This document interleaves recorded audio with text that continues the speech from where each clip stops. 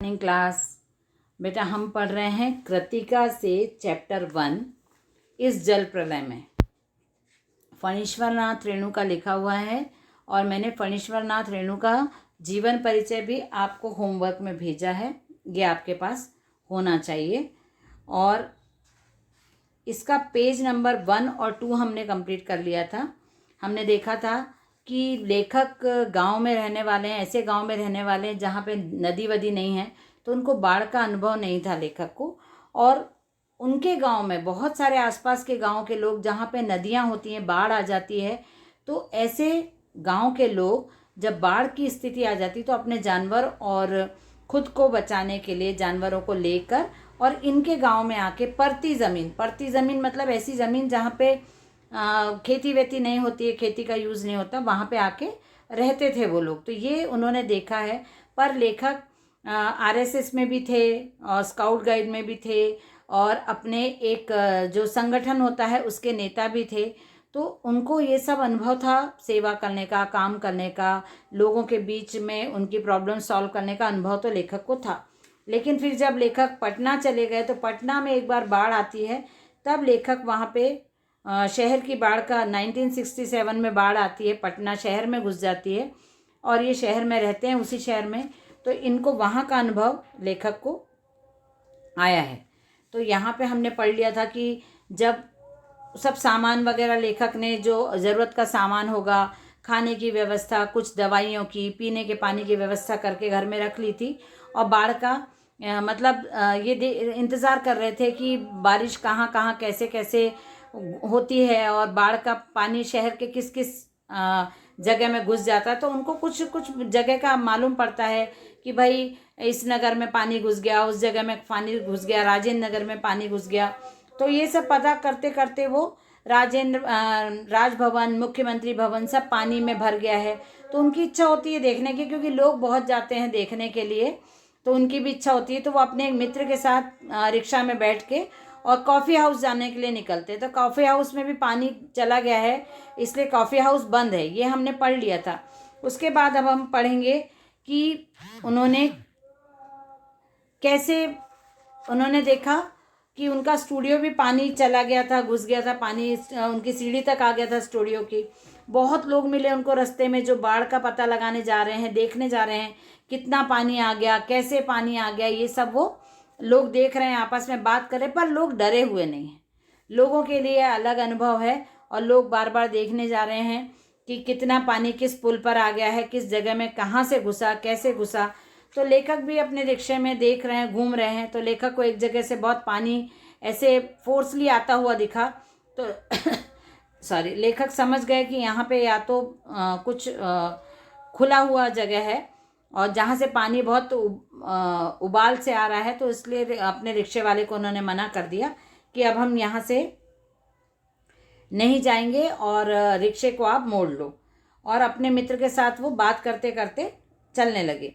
Rickshaw मोड़कर हम page number हम पढ़ रहे हैं 3 पर। ये पेज नंबर 3 है। पेज नंबर 3 पर हमने पढ़ लिया था कि उन्होंने रिक्शे वाले को बोला कि आप पलट जाओ। रिक्शा मोड़कर वो लोग अप्सरा सिनेमा हॉल था, सिनेमा शो तो बंद है, लेकिन सिनेमा हॉल वाली जो ऐसे नाम रख देते हैं ना कि उस रोड को सिनेमा, कोई एक ऐसे पहचान बता देते हैं। तो अप्सरा सिनेमा हॉल वाला जो सड़क था, वहाँ से वो लोग गांधी मैदान की तरफ जाने लगे। पैलेस होटल और इंडियन एयरलाइंस दफ्तर के सामने पानी भर रहा था। पानी की तेज़ धारा पर लाल हरे नियन मतलब दिखाई नहीं देने वाले विज्ञापन की परछाई सैकड़ों रंगीन सांपों की सृष्टि कर रही थी। गांधी मैदान की रेलिंग के सहारे हजारों लोग खड़े देख रहे थे। दशहरे के दिन रामलीला के राम के रथ की प्रतीक्षा में जितने लोग रहते हैं उससे कम नहीं थे। गांधी मैदान के आनंद उत्सव, सभा, सम्मेलन, खेल कूद की सारी स्मृतियों पर धीरे धीरे एक गैरिक मतलब गेरुए रंग का, लाल रंग का आवरण जैसा चढ़ा हुआ था। वो उन्होंने देखा। आच्छादित होना या ना कब चढ़ जाना। हरियाली पर शने शने पानी फिरते देखने का अनुभव सर्वथा नया था। बीच एक अधेड़ मुस्टैंड और गवार जोर जोर से बोल उठा, ई। जब दानापुर डूब रहा था तो पटनिया बाबू लोग उलटकर देखने भी नहीं गए। अब बूझो, उन्होंने बोला कि दानापुर जब एक कोई आदमी बड़बड़ कर रहा था, वो दुखी था शायद, कि दानापुर के बारे में उसने बोला कि दानापुर जब डूब रहा था तो पटना से, पटनिया बाबू मतलब पटना के लोग, तो पटना के लोग बिल्कुल देखने नहीं गए थे। अब देखो सब लोग कैसे भाग भाग के पानी देखने जा रहे हैं। मैंने अपने आचार्य कवि मित्र से कहा, पहचान लीजिए, यही है वह आम आदमी जिसकी खोज हर साहित्यिक गोष्ठियों में होती रहती है। उसके वक्तव्य में दानापुर के बदले उत्तर बिहार अथवा कोई भी बाढ़ग्रस्त ग्रामीण क्षेत्र जोड़ दीजिए। लेखक ने अपने मित्र को बताया कि यही आम आदमी है जो अपने कष्ट को, अपने दुख को इस तरह बयान कर रहे हैं, और इस प्रकार के आम आदमी हर क्षेत्र में, हर जगह में आपको मिल जाएंगे। दुख उनका इसी प्रकार का होता है।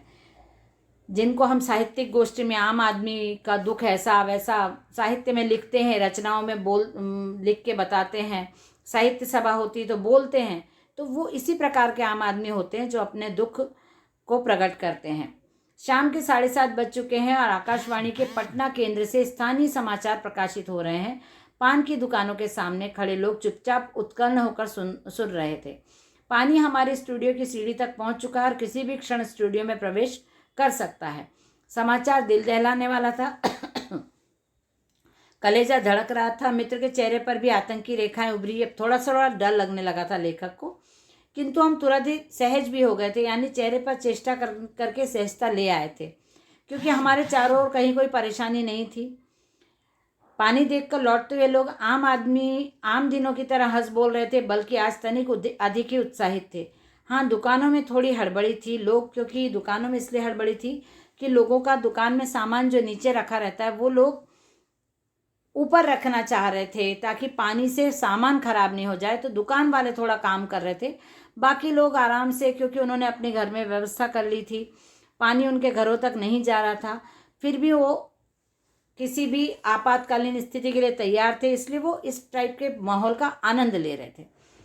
हाँ, रिक्शा, टमटम और टेम्पो पर सामान लादे जा रहे थे, सामान सुरक्षित जगह पर रख रहे थे। दुकान वाले कुछ काम कर रहे थे। खरीदना बिक्री बंद हो चुकी थी। दुकान वाले अपनी दुकान का सामान को सुरक्षित रखने की तैयारी कर रहे थे। पान वाले की बिक्री बढ़ रही थी, क्योंकि लोग खड़े होकर वहीं चर्चा कर रहे थे, वहीं मिलना जुलना कर रहे थे, पान भी खा रहे थे। पान वाले के आदमकद आईने में उतरते उतने लोगों के बीच हमारी ही सूरतें मुहर्रमी नजर आ रही थी। मुझे लगा जब हम यहाँ थोड़ी देर भी ठहरेंगे तो यहाँ खड़े लोग किसी भी क्षण उठाकर हम पर हंस सकते हैं। जरा इन बुजदिलों का, मतलब चेहरे पे बहुत डर था ना, इसलिए लेखक को लगा कि लोग यहाँ के हमारे ऊपर हंसेंगे, कि हमको बुजदिल बोलेंगे। यहाँ के लोगों का हुलिया देखो, क्योंकि वहाँ ऐसी ही बातें चारों ओर उछाली जा रही थी, एक बार डूब ही जाए।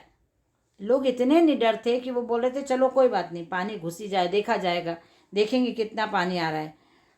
धनुष कोटी एक स्थान का नाम है। धनुष की कोटी की तरह पटना लापता न हो जाए कहीं।